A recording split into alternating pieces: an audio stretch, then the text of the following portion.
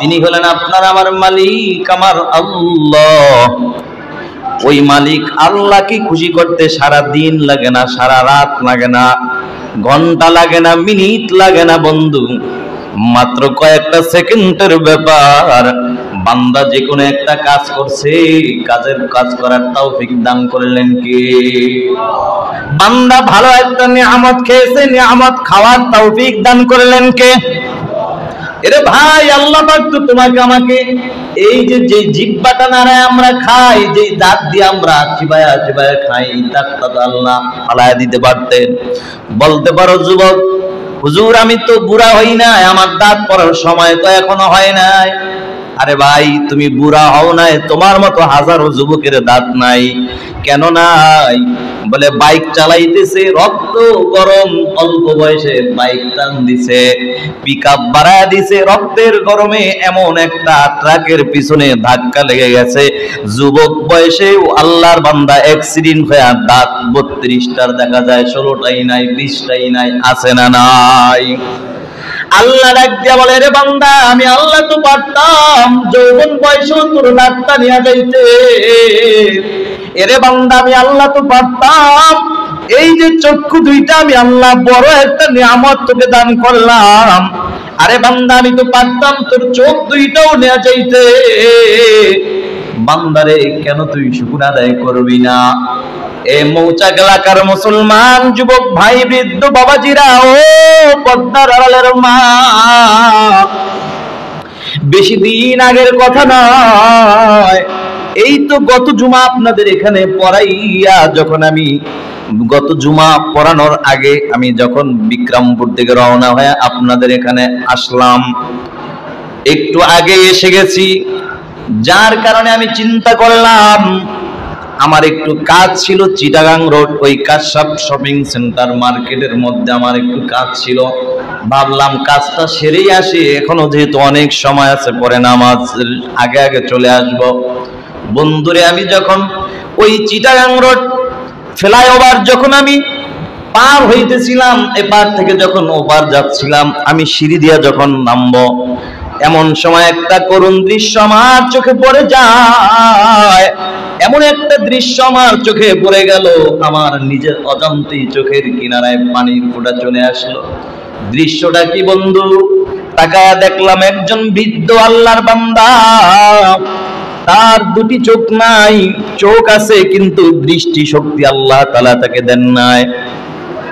পাশেই তার ছোট্ট একটি বাচ্চা, তার পাশে বসা, বাচ্চাটা ভিক্ষা চায়, বাবাও হাত পাতে ভিক্ষা চায়। মনে মনে ভাবলাম, মনে হয় বাবার দৃষ্টি শক্তি নাই, না থাকার কারণে ছেলেকে নিয়ে আসছে, মনে হয় ছেলেটা লোক দেখে দেখে দেখে দেখে হাত বাড়াবে আর ভিক্ষা যাবে। কিন্তু বন্ধু, ভালো করে নজর করে দেখলাম আল্লাহর বান্দা বাবার যেমন দৃষ্টি শক্তি নাই, আল্লাহর বান্দা তার ছোট্ট বাচ্চা, মনে হয় 8 থেকে 9 বছর বয়স হবে, ওই আল্লাহর বান্দা ওই শিশু বাচ্চারও দৃষ্টি শক্তি নাই। তখন আমি তারা চিন্তা করলাম, মালিক রে, কত নিয়ামত তুমি আমাকে দান করেছো, ইচ্ছা করলে তুমি পারতা এই ছোট বাচ্চার মতো আমার দৃষ্টি শক্তিটাও ফিরাইয়া নিতে পারতা। মালিক রে, কত নিয়ামত তুমি আমাকে দান করেছো। ও যুবক ভাই, বৃদ্ধ বাবাজিরা, যে কথা বলতেছিলাম, কেন কথাটি বললাম, এই যে আল্লাহ তাআলা কত সুন্দর দৃষ্টি শক্তি আপনাকে আমাকে দান করেছেন, এটা আল্লাহর পক্ষ থেকে আপনার আমার জন্য বড় একটা দয়া ও মায়া। কথা কোন ঠিক কিনা? বড় একটা দয়া মায়া। আল্লাহ তাআলা এত সুন্দর দৃষ্টি শক্তি আপনাকে আমাকে দান করলেন। ও বন্ধু, এরপরে জবান নামক নিয়ামত দান করলেন, কথা বলার শক্তি আল্লাহ দান করলেন, জিহ্বা নামক নিয়ামত আল্লাহ দান করলেন। এই জিহ্বাটা এমন একটা দামি একটা নিয়ামত, আল্লাহ পাক রব্বুল আলামিনের দেওয়া নিয়ামতের একটা জিহ্বার যদি শুকর আদায় করার জন্য আজকে যদি আমি সিজদা করে যাই, কিয়ামত কায়েম হয়ে যাবে। কসম আল্লাহর, আমার একটা নিয়ামতের শুকর আদায় করা হবে না, ঠিক কিনা? জিহ্বাটা আল্লাহ তাআলা এমন একটা পাওয়ারফুল মেশিন আল্লাহ দান করেছেন। এ বন্ধু, জিহ্বাটা এমন একটা পাওয়ারফুল মেশিন আল্লাহ তাআলা আপনাকে আমাকে দান করেছেন। বন্ধুরে, আপনার আমার অসুস্থতা চলে আসলে আমরা ডাক্তারের কাছে চলে যাই। হসপিটালে যাওয়ার পরে ডাক্তার আমাকে পরীক্ষা করার জন্য কয়েকটা রিপোর্ট পরীক্ষা করার জন্য কয়েকটা টেস্ট লিখে দেয়। আমরা টেস্টগুলা করার সাথে সাথে কিন্তু আমরা কখনোই কোনো রিপোর্ট পাই না, ঠিক কি না? ইমার্জেন্সি ভাবে যদি আমি আনতে হয়, টাকা দিয়া হোক বা যেভাবেই হোক, ইমার্জেন্সি যদি আমি চাই, সেই রিপোর্ট কমপক্ষে আধা ঘন্টা 1 ঘন্টা সময় লাগে। এটা হলো একেবারে ইমার্জেন্সি। ভাইয়ার আমার পরে কারো কারো 2 ঘন্টা 2 দিন লাগে, 3 দিন লাগে, কারো কারো কোনো রিপোর্ট বের হতে 1 সপ্তাহ লাগে। কিন্তু আল্লাহ তাআলা আপনাকে আমাকে জিহ্বা নামক এমন একটা দামি পাওয়ারফুল নিয়ামত দান করেছেন। এই মৌচাক এলাকার যুবক ভাই, বৃদ্ধ বাবাজিরা, পর্দার আড়ালের মা, কোনদিন কি চিন্তা করেছেন আল্লাহর দেওয়া নিয়ামত জিহ্বাটা কত বড় দামি একটা নিয়ামত? আমার মন বলে যদি একটা জিহ্বা নিয়ে যদি আপনি চিন্তা করতেন, কখনো মালিকের নাফরমানি করার সাহস কখনো আপনি পাইতেন না। যদি একটু ঠোঁট নিয়ে যদি আপনি চিন্তা করতেন, বন্ধু, কোনদিন মালিকের নাফরমানি করার সুযোগ সাহস আপনি পাইতেন না। জিহ্বাটা কেমন পাওয়ারফুল মেশিন দেখেন। আপনি মুখের মধ্যে একটা যে কোনো একটা খাবার মুখে লাগাইছেন, জিহ্বাটা মিনিট দেরি করে না, ঘন্টা দেরি করে না, সেকেন্ডের মধ্যেই একটা সেকেন্ডের আগেই আপনাকে রিপোর্টটা দিয়ে দেয়, এরে আল্লাহর বান্দা, এই জিনিসটা খাইও না, এটা ভালো না, এটা টক, এটা নষ্ট, এটার থেকে একটা গন্ধ আসে। কথা বলেন ঠিক কিনা? জিহ্বাটা এমন একটা পাওয়ারফুল নিয়ামত আল্লাহ দান করেছেন। এ বন্ধু, দেখেন না, অনেকের জিহ্বা আছে কিন্তু জিহ্বার দ্বারা স্বাদ গ্রহণ করার মতো ক্ষমতা নাই। যেমন নাকি এই জিহ্বা যে কত বড় একটা নিয়ামত, এটা বুঝবেন তারা যারা জ্বরে আক্রান্ত হয়ে বিছানায় পড়ে আছেন। দেখবেন মিষ্টি খাইলেও ভালো লাগে না, স্বাদ লাগে না, মিষ্টিও দিতে লাগে, ভালো জিনিস ভালো লাগে না। বন্ধু, এটা কখন আল্লাহ তাআলা জিহ্বা থেকে স্বাদটা তখন উঠায় নিয়ে, লা জিদ্দা লাহু ওয়ালা নিদ্দা লাহু ওয়ালা মিসলা লাহু।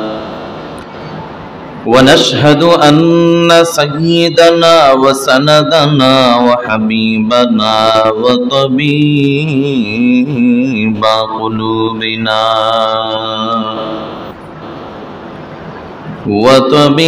قلوبنا ومولانا محمدا عبده ورسوله الذي أرسله الله تعالى بالحق بشيرا ونذيرا وداعيا إلى الله بإذنه وسراجا منيرا. أما بعد فأعوذ بالله من الشيطان الرجيم. بسم الله الرحمن الرحيم.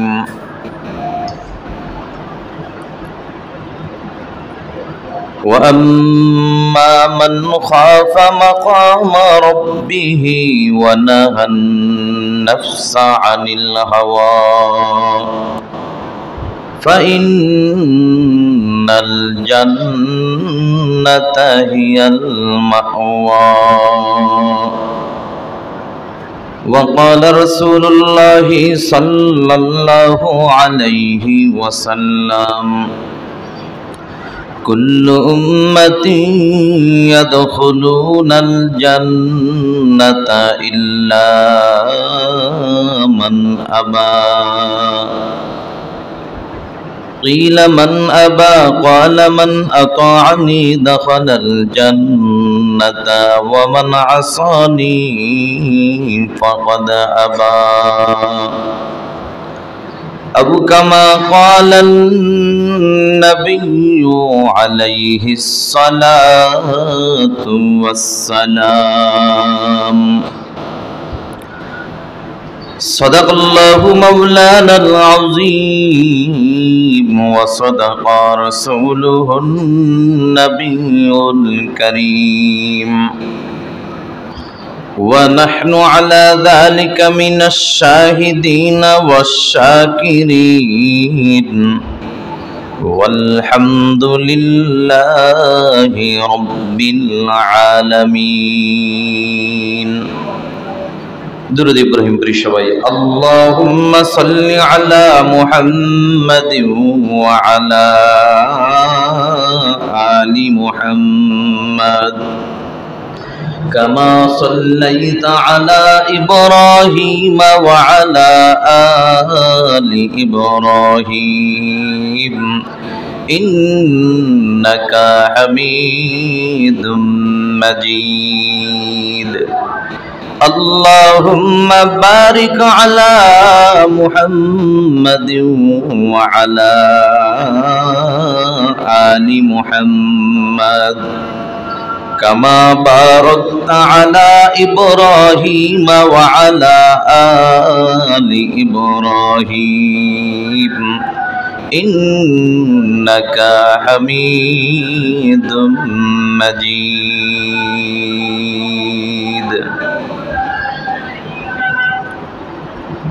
سبحانك لا علم لنا إلا ما علمتنا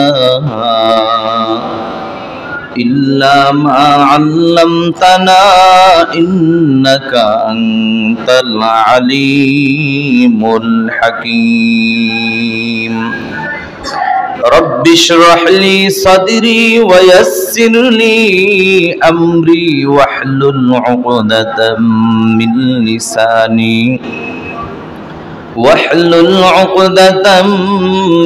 لساني يفقه قولي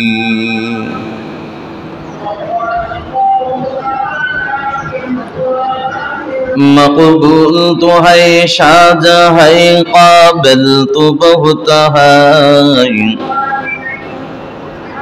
مقبول تو ہے شاہجہاں ہے قابل تو بہت ہے اینا کے منندے تو نہیں دل تو بہت ہے اینا کے منندے تو نہیں دل تو بہت ہے توفیق سے ہوتی ہے یہ نعمت کی خزینہ ہر مرد کی طاقت کیا اور ہے نشانہ اے بندہ خدا چاہو گا ان کی ملاقات اے بندہ خدا چاہو گا ان کی ملاقات جلدی سے اب بیٹھے سنا حضرت کی نصیحت جلدی سے اب بیٹھے سنا حضرت کی نصیحت আলহামদুলিল্লাহ উপস্থিত আল্লাহ পাকের বান্দা জনাব মুহাম্মদ রাসূলুল্লাহ সাল্লাল্লাহু আলাইহি ওয়াসাল্লামের খাঁটি উম্মতগণ 7 দিনের শ্রেষ্ঠ দিন আজকে পবিত্র জুমার দিন আল্লাহ পাকের মহান হুকুম এই জুমার নামাজকে আদায় করার উদ্দেশ্যে আল্লাহ পাকের ঘরে আসার এবং বসার মতো তৌফিক যে মালিক দান করেছেন সে মালিকেরই দেওয়া জবান খুলে জিহ্বা নাড়ায়া মুসলমান হিসাবে ঈমানি আওয়াজ দিয়ে সকলেই বলি আলহামদুলিল্লাহ। এই শুকর আদায় করার বিনিময়ে আল্লাহ তাআলা আমাদেরকে কি দান করবেন? নিয়ামতকে আল্লাহ তাআলা বৃদ্ধি করে দিবেন। সুবহানাল্লাহ। নিয়ামত কি? যে বিষয়ে আমি শুকর আদায় করলাম আল্লাহ তাআলা এই বিষয়ের উপরেই টার্গেট করে নিয়ামতকে বৃদ্ধি করে দেবেন। যেমন আজকে এই জুমায় সকলের আগে আমি মসজিদে আসতে পেরেছি, এই জন্য আলহামদুলিল্লাহ।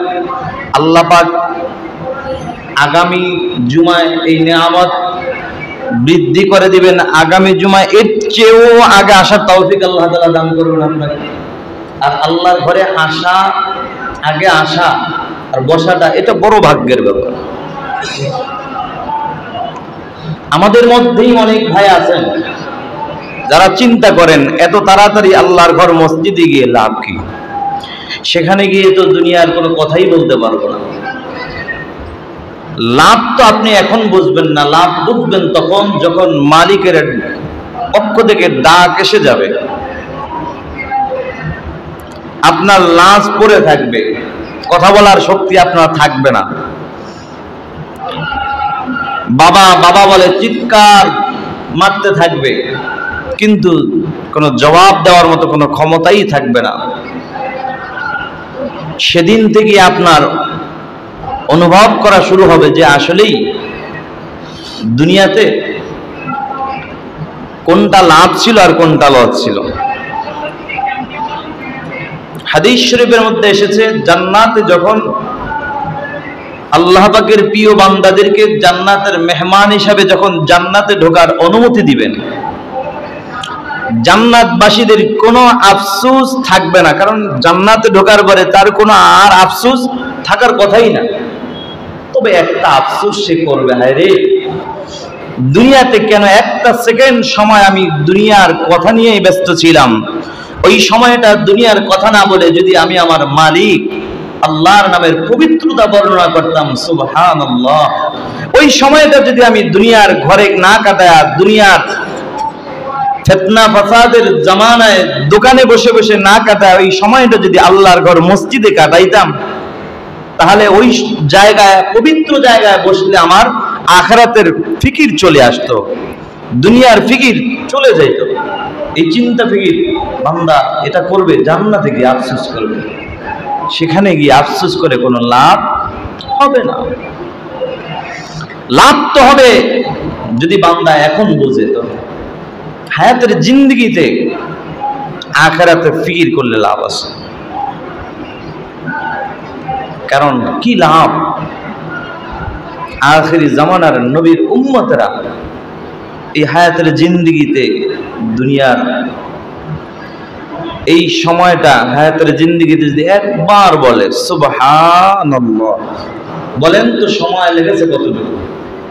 1 মিনিট না, ঘড়িটা দিকে তাকায় ঘড়ি ধরে বলেন না সুবহানাল্লাহ, যে তাই না হক আদায় করে সুন্দরভাবে যদি বলি তাহলে সর্বোচ্চ 5 সেকেন্ড লাগতে পারে, এর বেশি লাগবে না। সেকেন্ড গেল, আমার হায়াতের জিন্দি থেকে 5টা সেকেন্ড চলে গেল, বিনিময়ে আমি কি পেলাম? আল্লাহর নবী বলে, উম্মত তোমার একবার সুবহানাল্লাহ বলার বিনিময়ে আল্লাহ তাআলা শুধুমাত্র আমার সম্মানে আমার উম্মতদেরকে এত সম্মান দান করেছেন বলে আসমান আর জমিনের মাঝামাঝি পুরা ফাঁকা জায়গাটা আল্লাহ তাআলা নেক দিয়ে ভরপুর করে দেন। তাহলে দুনিয়ার হায়াতের জিন্দেগিটা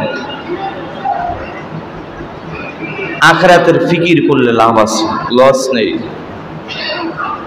আমরা যারা আসতে পারলাম, আমাদেরকে আসার তৌফিক দান করেছেন কে? সেজন্য আরেকবার শুকর আদায় করে বলি আলহামদুলিল্লাহ।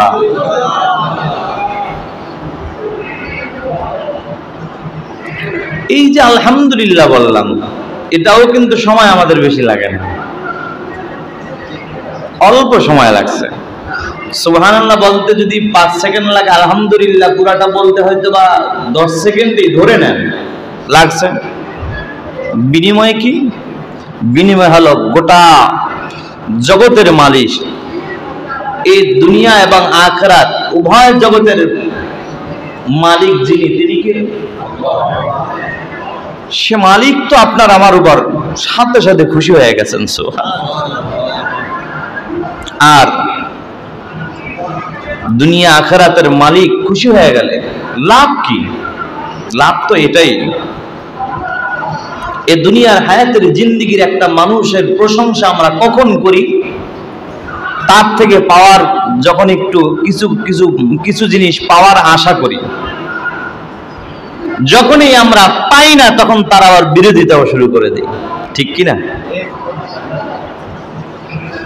দুনিয়ার একটা মানুষ তার কাছ থেকে কিছু পেতে হলে প্রশংসা করে, তাকে খুশি করার জন্য প্রশংসা করা লাগে সারাদিন করেও দেখা যায় অনেক সময় তাকে খুশি করা যায় না, তারপরেও তার মন ভরে না। কিন্তু আপনার আমার মালিক,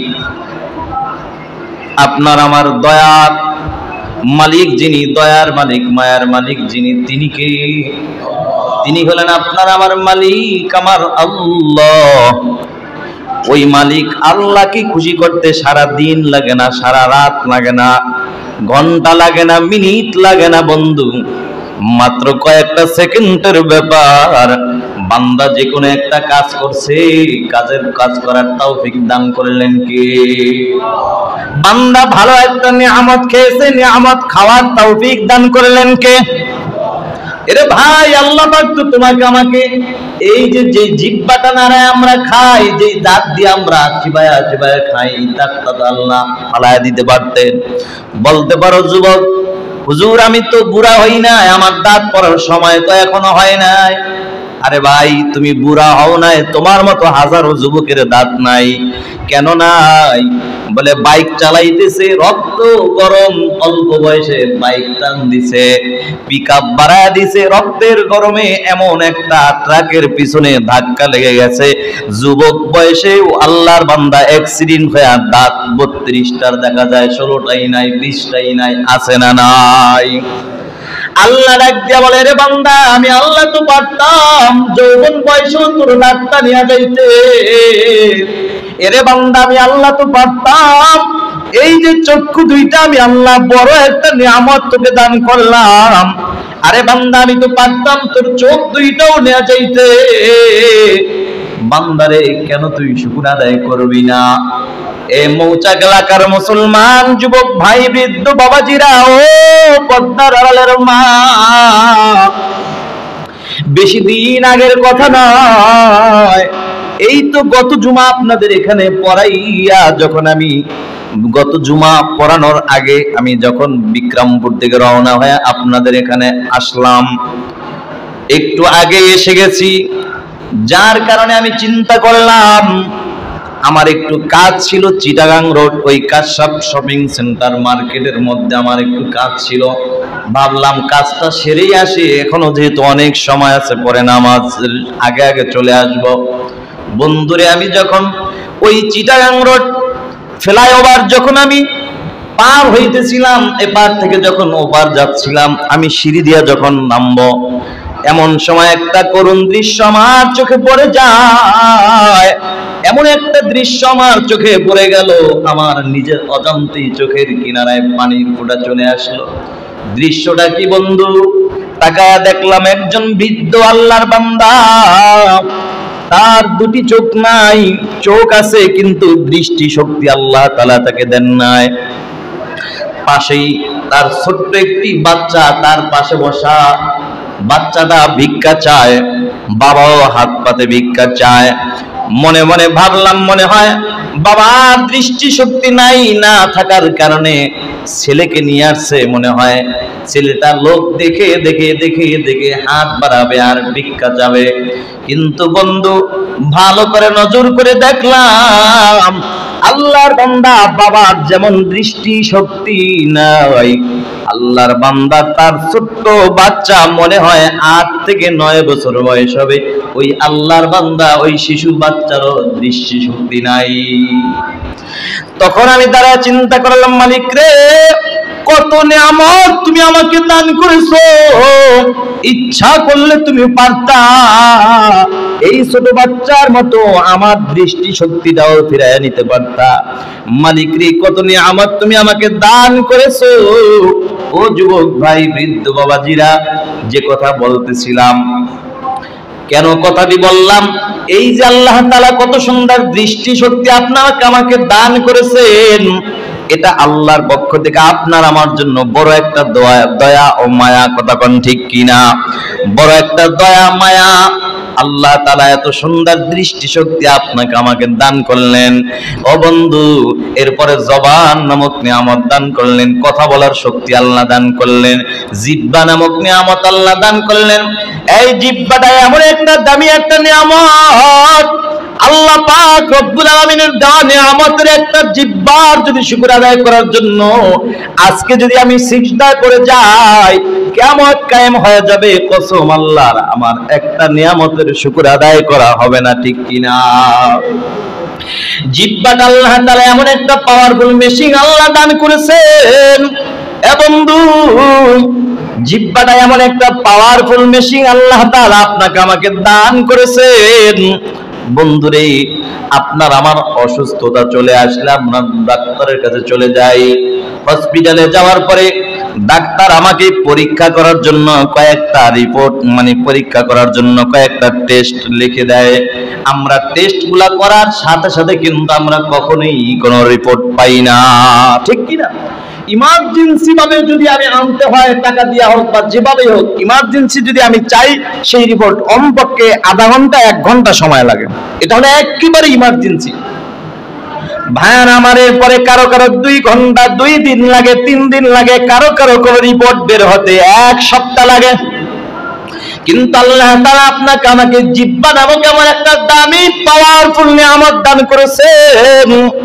এই মৌচাক এলাকার যুবক ভাই, বৃদ্ধ বাবাজিরা, পর্দার আড়ালের মা, কোনদিন কি চিন্তা করেছেন আল্লাহর দেওয়া নিয়ামত জিহ্বাটা কত বড় দামি একটা নিয়ামত? আমার মন বলে যদি একটা জিহ্বা নিয়ে যদি আপনি চিন্তা করতেন, কখনো মালিকের নাফরমানি করার সাহস কখনো আপনি পাইতেন না। যদি একটু ঠোঁট নিয়ে যদি আপনি চিন্তা করতেন, বন্ধু, কোনদিন মালিকের নাফরমানি করার সুযোগ সাহস আপনি পাইতেন না। জিহ্বাটা কেমন পাওয়ারফুল মেশিন দেখেন। আপনি মুখের মধ্যে একটা যে কোনো একটা খাবার মুখে লাগাইছেন, জিহ্বাটা মিনিট দেরি করে না, ঘন্টা দেরি করে না, সেকেন্ডের মধ্যেই একটা সেকেন্ডের আগেই আপনাকে রিপোর্টটা দিয়ে দেয়, এরে আল্লাহর বান্দা, এই জিনিসটা খাইও না, এটা ভালো না, এটা টক, এটা নষ্ট, এটার থেকে একটা গন্ধ আসে, কথা বলেন ঠিক কিনা? জিহ্বাটা এমন একটা পাওয়ারফুল নিয়ামত আল্লাহ দান করেছেন। এ বন্ধু, দেখেন না, অনেকের জিহ্বা আছে কিন্তু জিহ্বার দ্বারা স্বাদ গ্রহণ করার মতো ক্ষমতা নাই। যেমন নাকি এই জিহ্বা যে কত বড় একটা নিয়ামত, এটা বুঝবেন তারা যারা জ্বরে আক্রান্ত হয়ে বিছানায় পড়ে আছেন। দেখবেন মিষ্টি খাইলেও ভালো লাগে না, স্বাদ লাগে না, মিষ্টিও দিতে লাগে, ভালো জিনিস ভালো লাগে না। বন্ধু, এটা কখন আল্লাহ তাআলা জিহ্বা থেকে স্বাদটা তখন উঠায় নিয়ে যান, আবার অসুস্থতা দূর হয়ে যায়, আবার জিহ্বায় পুনরায় আগের মতো স্বাদ ফিরে আসে, কথা কি ঠিক না বেঠিক? এজন্য ভাইরা আমার, এই যে একটা নিয়ামত আল্লাহ দান করেছেন, এভাবে করে করে যদি আমরা নিজের অঙ্গ প্রত্যঙ্গের দিকে যদি আমরা একটু তাকাই, আমরা ফিকির করি, চিন্তা করি, আল্লাহ কত সুন্দর নিয়ামত তুমি আমাকে দান করেছো। মালিক রে, ইচ্ছা করলে পারতা তুমি আমাকেও বোবা বানাইতে, আমাকে অন্ধ বানাইতে, আমাকে ল্যাংড়া বানাইতে, লুরা বানাইতে, বধির বানাইতে পারতা। মালিক, এগুলা না বানাইয়া কত সুন্দর নিয়ামত তুমি আমাকে দান করেছো। মালিক রে, কোনদিন তোমার নাফরমানি আমি করব না। চিন্তা যদি আমরা করতাম, ঠিকই আল্লাহর গোলামি করা সহজ হয়ে যাইত, নাফরমানি করা কঠিন হয়ে যাইত। এজন্য যুবক ভাই, যে কথা বলতেছিলাম, এই বাবা, যদি আমরা একবার বলি আলহামদুলিল্লাহ, আপনার আমার মালিক এত খুশি হয়ে যাবেন যে মালিক আলহামদুলিল্লাহ বলার বিনিময়ে আল্লাহ তাআলা এত খুশি হয়ে যাবেন। আলহামদুলিল্লাহ বলতে বেশি সময় লাগে না। দুনিয়ার মানুষকে প্রশংসা করে করে করে করে সারা দিন চলে যায়, রাত চলে যায়, মানুষ তার বড় খুশি হয় না, পরিপূর্ণ খুশি হয় না। এরপরেও মানুষ যদিও মোটামুটি খুশি হয়, বিনিময়ে আপনাকে আমাকে 1 কাপ চা, একটা মিষ্টি অথবা 500 টাকার একটা নোট দেয়। ও কলিজার বন্ধু, কিন্তু মহান মালিক আল্লাহকে যদি একবার খুশি করতে যাইয়া শুধুমাত্র একবার বলি আলহামদুলিল্লাহ, আল্লাহ তাআলা এত খুশি হয়ে যান, খুশি হইয়া আল্লাহ তাআলা আপনার আমার নামটা জাহান্নাম থেকে কাইটা জান্নাতের খাতায় উঠাইয়া দেয়। তাহলে দুনিয়ার মানুষের দেওয়ার চাইতে সবচেয়ে বড় দেওয়ার ক্ষমতা কার? আল্লাহ। দুনিয়ার মানুষের কাছ থেকে পাওয়ার চাইতে সবচেয়ে বড় পাওয়াটা কার কাছে? আল্লাহর কাছে। এজন্য ভাইরা আমার, বৃদ্ধ বাবাজিরা ও পর্দার আড়ালের মা, সব সময় আমরা বেশি বেশি আল্লাহর শুকর আদায় করব। আমি যে আয়াতে কারিমা আপনাদের মাঝে তেলাওয়াত করেছি সূরা নাজিআত থেকে, আমি আপনাদের মাঝে আয়াতে কারিমা তেলাওয়াত করেছি। আল্লাহ বলেন, ওয়া আম্মা মান খাফা মাকামা রাব্বি, আমি রবের সামনে দাঁড়ানোর ভয় নিয়া, ওয়া নাহান নাফসা আনিল হাওয়া, নিজের নফসটাকে যে পবিত্র রাখবে, গুনাহ মুক্ত রাখবে। আল্লাহ বলেন, ফা ইন্নাল জান্নাতা হিয়াল মাওয়া, নিশ্চয়ই তার ঠিকানা হলো মালিকের জান্নাত। আল্লাহ তৈরি জান্নাতে আমরা সবাই যেতে চাই। এখন যদি বলি বন্ধু কে কে জান্নাতে যাবে, আমার মন বলে যে নামাজ ফজরের পড়েছেন সেও হাত জাগাবেন, যে পড়েন নাই সেও কিন্তু হাত জাগাবেন। জুমা পড়তে আসছেন, আসর পড়ার নিয়েই তো কিন্তু আপনারা নাই, তবে হাত জাগাইতে ভুল করবেন না। তবে এটা আমাদের জানার দরকার, আমরা সবাই স্পষ্টভাবে আমাদের বোঝার দরকার, বন্ধু হাত জাগায় কিন্তু জান্নাত পাওয়া যাবে না। জান্নাতে যদি যেতে চাই জান্নাতের কিছু কাজ করা লাগবে, ঠিক কি না? জান্নাতের কাজ কি বলেন? ওয়া আম্মা মান খাফা মাকামা রাব্বিহি, আমি রবের সামনে দাঁড়ানোর ভয় নিয়া, এই যুবক ভাই, আমাদের মনের মধ্যে যদি এমন চিন্তা ফিকির চলে আসে, হায়রে দুনিয়ার জমিন আমি যা করি কেউ দেখে না, একজন দেখে, তিনি কে? আরো জোরে বলেন, তিনি কে? তিনি হলেন আমার মালিক, আপনার মালিক আল্লাহ। তিনি সব দেখেন। বান্দা যখন এই চিন্তাটা 100% 100% ঢুকাবে দিলের মধ্যে, ওই বান্দা কখনো গুনার কাজ করার সুযোগ পাবে না। পীর সাহেব মুরিদদেরকে ডাক দিয়া বলে, এই মুরিদের দল, আমি তোমাদেরকে একটা পরীক্ষা করতে চাই, আমার পরীক্ষায় যারা পাশ করবা তাদেরকে আমি খেলাফতের দায়িত্ব দিয়ে দিব। পরীক্ষা কি? বলে, আমি জীবিত মুরগি তোমাদের হাতে দিয়ে দিলাম, নাও নাও, এই মুরগিগুলা তোমরা জবাই করে নিয়ে আসবা, তবে শর্ত হইল কেউ যেন না দেখে। যদি কেউ দেখে তাহলে তাকে কিন্তু আমি খেলাফত দিব না। শর্ত হলো কাউকে না দেখায় গোপনে জবাই করে নিয়ে আসতে হবে। মুরিদ তো খেলাফতের পাগল, ডাক দিয়া বলে, হুজুর কোনো টেনশন নাই। সবাই মুরগি জবাই করে নিয়ে আসলো, কিন্তু ওই দরবারে একজন মুরিদ ছিল যারা সবাই তাকে বোকা ভাবতো, সরল সুদা ভাবতো। আমাদের দেশে এমন কিছু আল্লাহওয়ালা আছে যাদেরকে আমাদের চোখে খায় না, যাদেরকে দেখলে নিজের কাছে কেমন যেন একটা ধিক্কার চলে আসে ভিতর থেকে। লোকটা এভাবে কেন চলে? আমরা যদিও দেখি সাধারণ বেশভূষা নিয়ে চলতেছে, কিন্তু আল্লাহর বান্দা, আপনি আমি এশারের নামাজ পড়া ঘুমাই, ওই আল্লাহর বান্দা হয়তো রাতের বেলা ঘুমায় না, সারাটা রাত আল্লাহর গোলামিতে কাটায়া দেয়। সুবহানাল্লাহ। ভাইরা আমার, এই জন্য দুনিয়ার বহু মানুষ আছে আমাদের নজরে দেখা যায় ছোট মনে হয়, আসলেই তারা ছোট নয়, আল্লাহর নজরে অনেক বড়। কলিজার টুকরা যুবক ভাই, বৃদ্ধ বাবাজিরা, এই জন্য মানুষদেরকে কখনো ছোট মনে করতে নাই। আল্লাহর বান্দা, এই যুবক ভাই, বৃদ্ধ বাবাজিরা, আল্লাহওয়ালা হওয়ার জন্য বান্দার এক নম্বর যে জিনিসটা লাগবে সেই জিনিসটা হলো সবচেয়ে বড় চালান, যেটা লাগবে সেটা হলো তাকওয়া, মানে আল্লাহর ভয়। কেউ দেখে না, একজন দেখে, তিনি হলেন আমার আল্লাহ। হাদিস শরীফের মধ্যে আছে, আন তা'বুদাল্লাহা কাআন্নাকা তারাহু ফাইন লাম তাকুন তারাহু ফাইন্নাহু ইয়ারাক। আল্লাহর নবী বলেন, তুমি এমন ভাবে ইবাদত করো, এই তুমি এমন ভাবে ইবাদত করো দেখতে জেনেও তুমি আল্লাহকে দেখতেছো। এতটুকু যদি অন্তরের মধ্যে তুমি এরকম স্থান যদি না দিতে পারো, অন্তত এতটুকু খেয়াল করবা, আমি আল্লাহকে না দেখলো আল্লাহ কিন্তু আমাকে দেখে।